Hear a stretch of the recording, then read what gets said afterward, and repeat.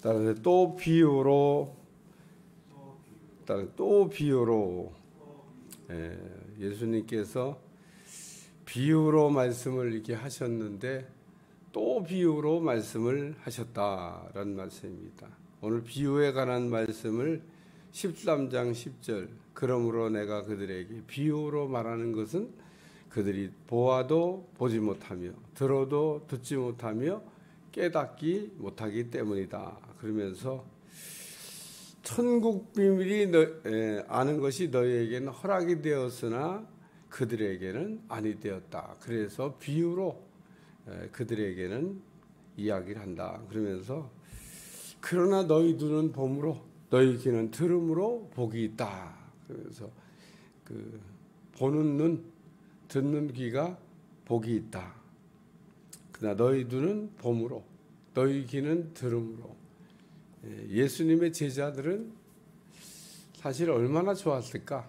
매일 예수님을 보고 매일 예수님의 말씀을 듣고 우리는 뭐 듣기는 들어도 멀리서 들어요. 사실 멀리서 예수님을 이렇게 바라보는 거와 예수님을 아주 가까이서 이렇게 우리가 그 바라보는 거는 내용이 다릅니다.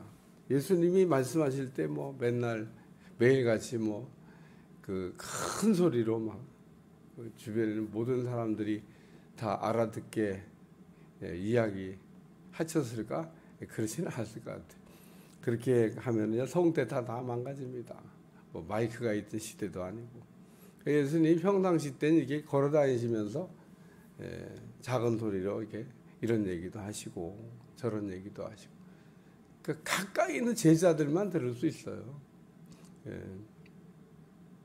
그냥 따라다니는 사람 가운데도 약 한 10m, 20m 떨어진 사람들은 예수님이 하신 말씀 아무리 뭐 귀를 쫑긋거려도 못 듣습니다. 뭐 어떻게 무슨 말씀 하시는지 예수님 지나가시면서 이렇게 뭐라고. 근데 아주 근접 경호용 온 사람 탁 예수님 옆에 붙어 따라다니던 제자들 얼마나 좋았을까? 예수님을 가까이서 보고 예수님 말씀을 가까이서 들으니까. 그래서 오늘 여기 16절에 그러나 너희 눈은 봄으로 너희 귀는 들음으로 복이 있다. 예수님께서 천국에 관한 그 말씀을 이렇게 하시면서 서론적으로 씨 뿌리는 비유에 관해서 먼저 말씀을 하셨습니다. 그 천국 말씀을 듣고 깨닫지 못할 때는 그러면서 천국의 말씀은 들었으면은 깨달아야 된다. 근데 어떤 사람은 들었는데 하나도 못 깨달아. 길가와 같은 사람. 어떤 사람은 들을 때는 기쁜데 뿌리를 못 내려. 돌밭. 어떤 사람은 뿌리는 내렸는데 결실이 없어. 가시밭. 근데 어떤 씨는 옥토에 떨어져서 100배, 60배, 30배 결실을 낸다. 그러면서 좋은 땅에 뿌려졌다는 것은 말씀을 듣고 깨닫는 사람이다. 그래서 좋은 땅이라고 하는 옥토, 하나님의 말씀을 듣고 깨닫는 마음. 우리의 마음은 그래서 길가와 같이 뒤집혀진 그릇도 있고 종재기 같이 작은 돌밭 같은 그릇도 있고 가시떨기 같이 찌그러지고 깨지고 뭐 그 불량품인 그런 그릇도 있고 옥토와 같이 좋은 온전한 그릇도 있다. 그래서 온전한 그릇은 하나님의 말씀을 이렇게 담을 수가 있고 담겨진 하나님의 말씀에는 100배, 60배, 30배의 가라지가 자란다. 근데 궁금한 게 이제 생기는 거예요. 옥토에 씨를 뿌렸는데 가라지를 뭐냐는 겁니다. 옥토에 씨를 뿌렸으면 100배, 60배, 30배 결실을 거두는데 예수님 옥토에 가라지가 있지 않습니까? 가라지는 없어야 되는데 농사 짓는데 아주 최대의 장애물이 가라지입니다. 가라지만 없으면 농사할 만한데 요즘은 그래서 저 가라지를 어떻게 없앨 것인가. 그래서 가라지만 죽이는 제초제, 알곡은 안 죽이고 가라지만 죽이는 제초제. 그러면 곡식이 우리 몸에 해롭지 않을까? 해롭지 않다고 그러는데 제가 믿을 수가 없어요. 그냥 근데 농사를 편히 지으려면 어떻게 하든지 그 풀이 좀 안 자라게. 농부들 보면 어떻게 하면 저 가라지를 안 자라게 할까? 뭐 밤낮으로 연구하는데, 그래서 농부가 두 종류가 있습니다. 제초제를 안 뿌립니다. 근데 안 뿌린다는 얘기는 좀 거짓말이고 적게 뿌립니다. 이게 맞는 것 같아요. 적게 뿌린다는 거지. 뭐 안 뿌리고 제가 만나는 농부 한 분 있는데 그분도 우리는 안 뿌려요 그러는데, 안 뿌린다는 얘기의 표현이 남들처럼 막 그냥 개념 없이 갖다 뿌리는 건 아니고 저는 적게 뿌린다 뭐 이런 표현이 맞지 100%안 뿌린다. 있긴 있어요. 그런 농부가 있긴. 그러면은 결론은 그런 농부는 죽어라고 가라지를 뽑아야 돼. 가라지를 뽑아서 가라지와의 전쟁을 해야 됩니다. 근데 그렇게 하면 곡식은, 그런 밭에서 자라는 곡식은 뭐 말할 거 없죠. 가라지를 뽑아가면서 농사를 졌으니까 농사 수확은 뭐 신통치 않아도 우리 몸에는 뭐 더 이상 뭐 바랄 게 없어요. 근데 그런 농작물이 가끔 있긴 있더라고요. 듣자고 하니까 우리 식구들 먹을 거예요. 자기들 식구들 먹는 그거는 이제 가라지를 뽑아가면서 결실이 뭐 별로 안 나도 뭐 고추든 뭐 호박이든 호박은 아니지 고추든 뭐 다른 농작물이든 어쨌든 농약을 하나도 진짜 안 뿌리고 그냥 잡초가 무성한 데서 뽑아가면서 이렇게 하는, 옛날엔 다 그렇게 우리가 키워서 먹어서 곡식이 참 맛깔났는데 모양은 멋있는데 맛은 그만큼만 나오고 우리 몸에 별로 좀 그렇습니다. 그래서 이 가라지에 관한 말씀이에요. 좋은 땅에 제 밭에 씨를 이렇게 뿌려놨는데 가라지가 보인다 그런 얘기입니다. 그래서 가라지에 대한 설명을 예수님께서 해주신 말씀이에요. 궁금하잖아요. 가라지는 어디서 생겼을까? 사람들이 잘 때 원수가 와서 곡식 가운데 가라지를 덧뿌리고 갔다. 원수는 뭐 오라고 그러지 않는데도 와요. 그래서 밭에다가 가라지를 이렇게 뿌립니다. 그래서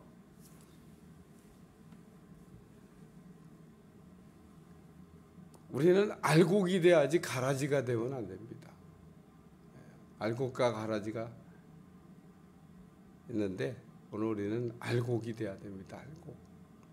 그래서 오늘 가라지에 관한 말씀을 들려주고 있는데, 첫째는 결실할 때 보인다라고 합니다. 이 가라지가 결실하기 전에는 안 보여요. 다시 말해서 다 자라기 전에는 안 보입니다. 다 자라기 전에는 알곡과 가라지가 비슷해요. 비슷합니다. 그냥 풀 같아, 똑같아. 그래서 구별이 잘 안 됩니다. 모양도 그렇고 모든 게 다 똑같아요. 그래서 어떤 게 가라지인지 어떤 게 알곡인지 그거 구별하기가 구별을 하려면 하지만 쉽지가 않아요. 그래서 알곡과 가라지는 이렇게 자랄 때는 안 보이다가 이렇게 다 결실할 때가 되면, 이제 추수할 때가 되면 이제 그놈들이 보이기가 시작한다 그런 얘기입니다. 그래서 요 결실할 때 싹도 나고 결실할 때 가라지도 보이거늘. 그래서 요 결실할 때가 이제 곡식을 이렇게 익을 때, 곡식알이 이렇게 나올 때, 저놈이 가라지구나. 왜 그런가 하면 가라지는 곡식보다 더 크게 자랍니다. 여러분 곡식과 가라지, 알곡과 가라지를 이렇게 밭에서 자라는 거 보면 참 알곡은 이렇게 자라면서 머리를 푹 숙이니까 알곡은 겸손해요. 그래서 이렇게 쭉 머리를 쳐들지 않고 쳐들다가 어느 날 푹 숙이는데 이 가라지 요놈은 머리를 이렇게 쳐들다가 계속 쳐들어. 그래서 알곡과 가라지가 갈라지게 됩니다. 똑같은 크기로 자라는데 알곡은 숙이고 가라지는 쳐들기 때문에 그래서 알곡과 가라지가 결실할 때 구별이 된다는 거예요. 그래서 오늘 우리는 평생 살면서 이렇게 숙이는 걸 배우셔야 됩니다. 알곡처럼 푹 숙이는. 익으면은 이게 머리를 숙이게 돼 있습니다. 그래서 오늘 우리가 익으면 머리가 숙여진다 그러는데 이게 무슨 얘기냐면 성숙해져야 된다는 겁니다. 장성해야 된다는 거, 자라야 된다는 겁니다. 우리의 신앙이 자라지 않을 때는 교만하다가 우리의 신앙이 뭐 이런 이유 저런 이유 뭐 등등등 해서 자라게 되면 겸손하게 됩니다. 그러니까 이게 자라지 않으면 교만하지만 잘 자라면 겸손하게 돼요. 내가 잘 신앙이 자랐냐? 네, 겸손해진 겁니다. 겸손해진 거. 안 자랐냐? 교만해지는 겁니다. 요번에도 내동교회 부흥회 갔는데 뭐 가서 끝날 때까지 오는데도 이름이 안 외워져요. 내가 남의 교인 이름 외울 자꾸 외워달라고 그래요. 또 그 어떤 분 한 분은 목사님 이름이 생각이 제가 이름이 좀 어려워. 아직도 지금 앞자가 헷갈리는데 뒤에는 행화더라고. 행화. 이름이 어려워. 근데 이름은 자꾸 이름이 무엇이더라. 내가 우리 교인들 왜 이렇게 이름 외우기도 바쁜데 뭐 남의 집에 가서 이름까지 외우. 그래도 뭐 새벽기도 차량한 분 이름은 그냥 어떻게 외워졌어요. 새벽에 나 가서 태워가고 얼마나 감사해요. 그분 이름은 최기석 집사. 이름은 그분 차량으로 새벽에 날 실러 날르니까 내가 그분 이름은 기억이. 딴 분들은 하나도 기억이 안 나. 그분 부인 이름이 앞에가 하신지 한신지 행화예요. 행화. 그 두 자만 이름을 좀 기억해달래. 어떻게 이름이 기억이 나? 근데 이게 사람이 신앙이 이렇게 거기 이제 제가 할 얘기 하니까 거기 수석 장로님이 이제 나중에서야 이분이 이 교회 수석 장로님이구나. 그래서 포스가 겸손해. 그래서 그래도 이 교회 으뜸 장로라는 이름표가 붙어서 그런가 훌륭하다. 이렇게 참 여러 가지 면으로 참 좋아 보인다. 우리 교회 장로인데 다 좋아 보이지만 남의 교회 장로인데도 참 그래도 내동교회 쓸만한 장로님이 다 딴 분들은 모르니까 내가 설명해서 그분은 뭐 자주 봤으니까 참 훌륭하다. 쓸만한 장로입니다. 그래요. 우리가 신앙의 연조가 생기면 이렇게 머리가 푹 죽어서 겸손해야 돼요. 집회 나가보면요. 제일 은혜 안 받는 사람들이 장로님들이야. 근데 그분이 은혜를 받더라고. 그러니까 이게 장로가 은혜를 받으면 나머지는 다 끝난 거야. 나머지 성도들은 뭐 장로님이 은혜를 받고 있는데 뭐 나머지 이하 동문이지 뭐. 그러니까 우리가 신앙의 나이 연조가 들면 많이 뭐 배웠지만 많이 배웠다는 얘기는 이제 머리가 숙어져야 된다는 얘기인데 결실할 때 가라지도 보이거늘 결실할 때 머리 삐쩍 쳐들고 있는 그렇게 나가면 이제 그게 가라지가 되는 겁니다. 평생 우리의 소원은 머리를 쳐들지 말자. 평생 우리의 소원 머리를 숙이자. 머리를 숙이면 알곡이 되는 거. 머리 안 숙이면. 두 번째는 결실할 때까지 뽑지 마라. 이 가라지가 드디어 눈에 보이니까 뽑을까요? 그래서 뽑을까요? 그렇게 물어봤어요. 오늘 본문에. 저거 뽑을까요? 그랬더니 주인이 뽑지 마라 그랬습니다. 뽑지 마라. 건드리지 말라는 거예요. 건드리지 말라. 그냥 냅두라는 겁니다. 여러분이 냅두라고 우리 주인이 한 말씀을 잘 기억하셔야 돼. 가라지를 그냥 냅두라는 겁니다. 가라지가 그냥 알곡과 같이 자라는데 그냥 냅두라는 거예요. 가끔 우리가 막 가라지 저걸 좀 뽑아버려야 되나 저걸 어떻게 해야 되나 막 그러면 우리 주님이 뽑지 말고 그냥 냅두라고. 그 양을 우리가 키울 때 그 치받는 놈이 있습니다. 그 양 사이에서 뿔 달린 놈이 있다. 막 이리 치받고 저리 치받고 막 아유. 양들이 치받치면 아우 진짜 저 인간 같지도 않아 막 이리 찌르고 저리 찌르고 아우 저거. 근데 그래 갖고 양들이 산다고 그러더라고요. 양들은 들러붙는 걸 좋아한대요. 이렇게 서로들 이렇게 들러붙으면 안 되는데. 근데 그 치받는 놈이 이리 치받으면 아우 절로 가자. 이리 치받. 양들이 이게 자꾸 흩어진다는 거. 그래서 양들을 건강하게 한다. 오늘 가라지가 우리의 신앙을 막 어렵게 하는 줄 알지만 또 가라지는 가라지대로 자기 사명하는 거니까 그냥 예수님도 제자가 12인데 가라지가 하나 들어있었잖아요. 그러니까 처음부터 가라지였나? 이게 가라지가 된 겁니다. 가라지가 아닌데 우리 주님 부르실 때 가라지로 만들려고 무슨 불렀겠어요? 알곡 만들어 주려고 다 부르셨지. 부르실 때 다 신통치 않았어요. 예수님의 제자들 부르실 때 무슨 뭐 믿음이 좋고 뭐 헌신이 되어 있고 뭐 뭐든지 다 잘 돼 있어 갖고 남들보다 특출나고 뭐 대단한 뭐가 있기 때문에 주님 불러 주셨냐? 아닙니다. 어떻게 생각하면 거기 있는 사람들 가운데 가장 오히려 더 부족한 사람들을 부르지 않았나 이런 생각도 듭니다. 그러니까 우리가 주님께 부르실 때 무슨 잘나서 부르심 받았다고 생각하면 안 되는데 이 세 집의 12아들들 가운데도 잘난 아들들 다 제껴놓고 이제 어린애 아무것도 모르는 것 같은 다윗이 우리 주님 불러 쓰셨잖아요. 본 거는 딱 하나, 심성이 좋아서. 그래서 결실할 때까지 뽑지 마라. 세 번째 말씀은 먼저 거둔다라는 말씀이 나와요. 이제 추수 때가 돼갖고 거두는데 추수꾼들한테 말하기를 가라지는 먼저 거두고 불살라 버리고 곡식은 모아서 내 곡간에 넣으리라. 추수하는 순서가 마지막 때는 가라지를 먼저 거둬갖고 다 태워버리고 그리고 곡식은 나중에 묶어서 곡간에 넣는다. 여기 먼저란 말이에요. 먼저 가라지를 불사르게 단으로 묶고 우리 하나님께서 끝까지 예를 들면 가라지를 가게 하는 건 아닙니다. 마지막에는 이제 정리할 때가 옵니다. 정리.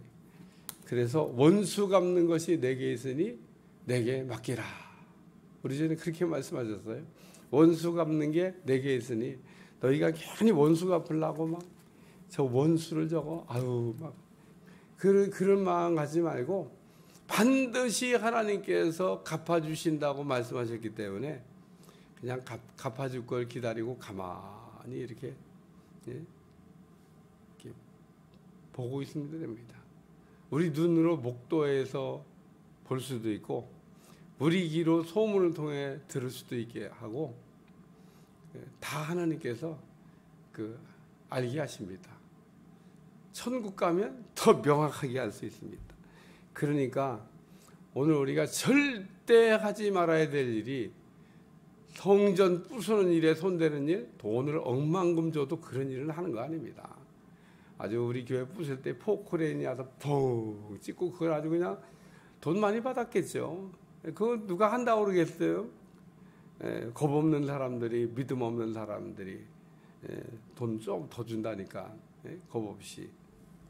그리고 그게 무슨 은혜롭게 다 합의되고 합의돼서 하는 건 부수는 건 상관없죠. 다 합의돼서 은혜롭게 막 거기 우리 교인들이 막 눈을 부릅뜨고 막 쳐다보고 있는데 그 이렇게 와서 야밤중에 그랬잖아요. 어떻게 됐을 것 같아요? 어떻게 될 것 같아요? 나는 여기 먼저 거두어 불사르게 단으로 묶고 반드시 하나님께서 처단할 거라고 생각합니다. 벌써 하셨는지도 몰라. 그러니까 우리 주님이 다 알아서 하실 일이니까 그냥 맡겨놓고 그냥 기다리는 거죠. 그러니까 이거는 만고불변의 법칙입니다. 가라지는 가만 안 둬요. 가라지는 반드시 마지막에 알고 거둘 때 먼저 거둬갖고 처리하고 알곡은 거두어서 곡간에 넣는다. 그렇기 때문에 오늘 우리는 가라지가 되지 않기 위해서, 가라지로 쓰임 받지 않기 위해서, 가라지의